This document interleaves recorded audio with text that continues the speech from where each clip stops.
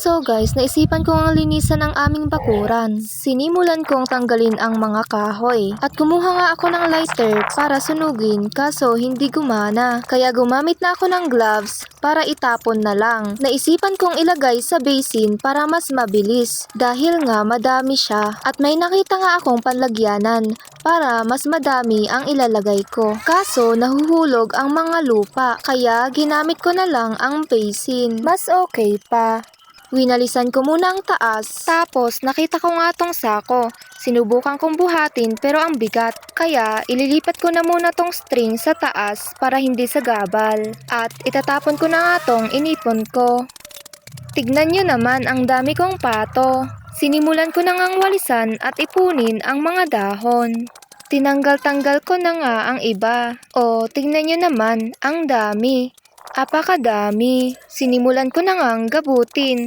Tinanggal ko ang mga maliliit na dahon. Winalisan ko na nga ang tae ng aso at lininisan ko sa gilid. Pati na rin ang butas para hindi pagbahayan ng mga ahas. Kaso natusok ang paa ko. So guys, may tumusok na sa aking paa.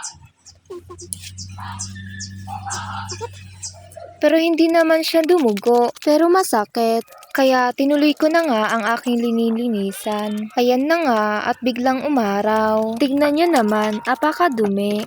Gumamit na nga ako ng dustpan. Sinubukan ko ulit buhatin ang sako at nabuhat ko. Tinanggal ko na nga ang aking bota kasi may pitok. Ayan, at tinuloy ko na ulit. Winalisan ko na nga dyan sa taas at sa likod. At tignan nyo naman ang mga alaga ko. Kaya ko linilinisan to dahil madaming tae ng aso. Nakakahiya naman sa mga bisita. Joke lang po. Ang bala ko nga ay taniman to ng gulay. Kaya na nga, sa dinami, nagpatulong na ako. At bigla na nga pumasok ang aking kapatid at sumayaw. Sinabi ko na nga sa kanya na magtulungan kami para mas madaling matapos. Sabi niya, oo daw at naghanap na nga ng gloves. Pagkatapos kong magtapon, sinabi ko sa kanya, dun siya sa taas. Sabi niya, palit kami. Pero pinilit ko siya sa taas. Magrereklamo ka pa, dun ka lang naman sa taas. At ayan na nga, sumayaw na nga ako at magpakitang gilas. Pero ang totoo, hindi ako marunong. Eme!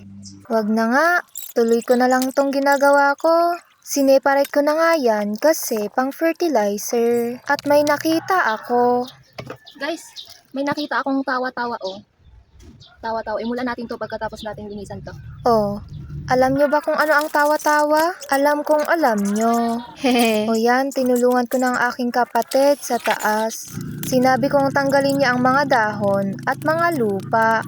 Nag-isip nga ako kung ano ang gagawin ko. Napakatagal mo naman kasi dyan sa taas, kapatid. Tignan nyo naman yung aso ko. Nakaupo lang dun sa bato. Napakagaling mo, Batman. Sige, manood ka lang dyan.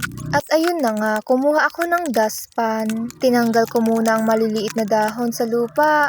Pero parang hindi ako makakilos. Hindi ko na nga alam ang gagawin ko dahil nga ang daming sagabal. Kaya tanggalin ko na muna ang kahoy at plywood. Yan pala yung bigay ni kuya na nagtratrabaho sa baba. Syempre free, edi kunin. Kinuha nga ni mama para daw may panggatong kami. Alam nyo naman, tumaas ang gas ngayon. Kaya mag-apoy na lang. Pagkatapos ko ngang ilipat, nakita ko tapos na ang kapatid ko sa taas. Kaya sinabi kong magwalis na lang siya at tulungan ako dito sa baba. Kita nyo naman, hindi pa kami nakakalahati. Nagtulungan na nga kami dyan para mas mabilis.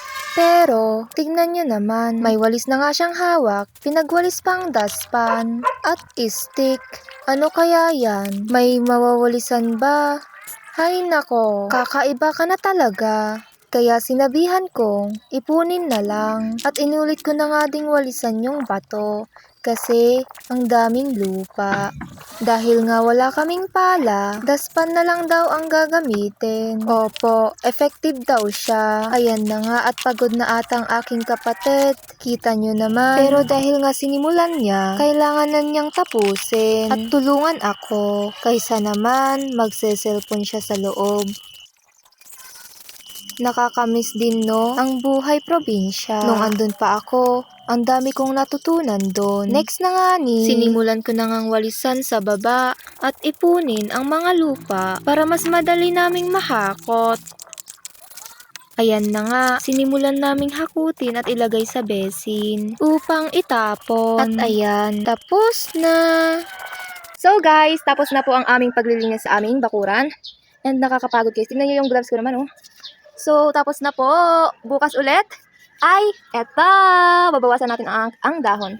From this na madumi to this. Opo, malinis na po siya. Tignan nyo naman ang improvements. Napakalinis na. Ano kaya gagawin ko dito? Lagyan ko kaya ng upuan at table? O di kaya pag basketballan? O gagawa na lang ng bahay na maliit? Comment down below guys kung ano ang mas maganda. Yun lang po. Bye-bye!